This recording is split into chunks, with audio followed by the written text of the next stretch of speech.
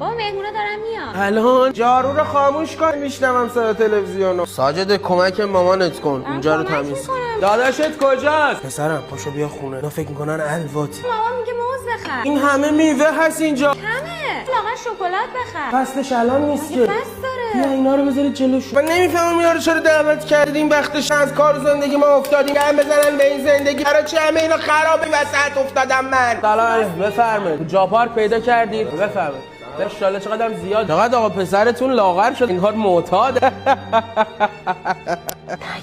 من جوونیام میکشیدم. باشه معلوم بکشید.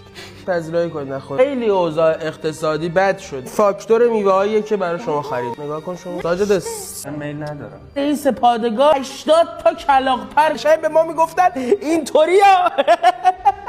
شما مثل ساجد جلف لباس نپوش. ساجد بیا کمک داداش خانوم بشقابا رو بیا. ساجد ماست نیوردی. ببخشید من زودتر شروع کردم معدم حساس. شما بفرمایید بتوشید. خودتون پذیرایی کنید. ترامپ خودش شب بود. نمیخواستن راستیا ترامپ بیاد بالا. ایلان ماسک برام دعوا شد. به خاطر این بود که ایلان ماسک راستی نبود. شما راحت باشید من نخوابم الان بدخواب میشم.